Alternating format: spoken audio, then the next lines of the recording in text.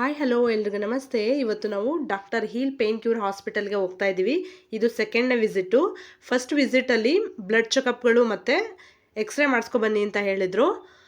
ಅದು ಮಾಡಿಸ್ಕೊಂಡು ಇವಾಗ ಹೋಗಿದ್ದೀವಿ. ಬ್ಲಡ್ ಚೆಕಪ್ ಅಲ್ಲೇ ಮಾಡ್ತಾರೆ, ಎಕ್ಸ್ರೇ ಮಾತ್ರ ಹೊರಗಡೆ ಬರೆದಿದ್ರು.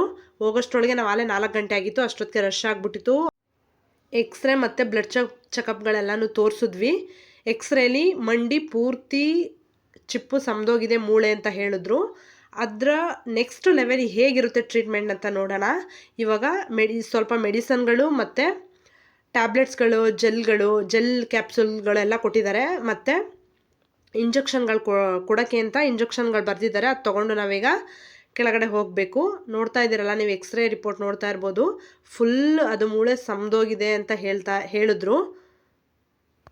ಎಕ್ಸ್ರೇ ಬ್ಲಡ್ ಚೆಕಪ್ ಮಾಡಿರೋದ್ರಿಂದ ಆ ಬಾಡಿಲಿ ಏನೇನು ಡಿಫಿಷಿಯನ್ಸಿ ಇದೆ ಎಲ್ಲನೂ ಹೇಳ್ಬಿಡ್ತಾರೆ. ಅದೊಂದು ತುಂಬ ನಿಜವಾಗ್ಲೂ ಒಳ್ಳೆಯದು ಅಂತಲೇ ಹೇಳ್ಬೋದು. ಈ ಟ್ರೀಟ್ಮೆಂಟು ಇವಾಗ ನಮ್ಮ ಅಮ್ಮನಿಗೆ ಸ್ವಲ್ಪ ಪರವಾಗಿಲ್ಲ ಅಂತ ಹೇಳ್ತಾ ಇದ್ದಾರೆ. ನೋಡೋಣ ನೆಕ್ಸ್ಟ್ ಲೆವೆಲ್ ಯಾವ ಥರ ಟ್ರೀಟ್ಮೆಂಟ್ ಇವ್ರದ್ದಿರುತ್ತೆ, ಸ್ವಲ್ಪ ಆಹಾರ ಪದ್ಧತಿ ಹೇಗಿರುತ್ತೆ ಅಂತ. ನಮಗೆ ಗೊತ್ತಿರುವ ಮಂಡ್ಯದಲ್ಲಿ ಯಾವ್ಯಾವ ಹಾಸ್ಪಿಟ್ಲು ಎಲ್ಲ ಮುಗ್ದೋಗಿದೆ, ಕೊನೆಗೆ ಇದೊಂದು ನೋಡ್ಬಿಡೋಣ ಅಂತ ಹೇಳ್ಬಿಟ್ಟು ಡಾಕ್ಟರ್ ಹೀಲ್ ಪೇನ್ ಕ್ಯೂರ್ ಹಾಸ್ಪಿಟಲ್ಗೆ ಬಂದಿದ್ದೀವಿ. ದೇವರ ಆಶೀರ್ವಾದದಿಂದ ವಾಸಿ ಆಗಿಬಿಟ್ರೆ ಸಾಕು. ನನ್ನ ಗುರಿನೇ ಅದು. ನಮ್ಮಮ್ಮ 4 ದಿನ ಚೆನ್ನಾಗಿ ನನಗೇನು ನೋವಿಲ್ಲ ಅಂತ ಓಡಾಡಬೇಕು.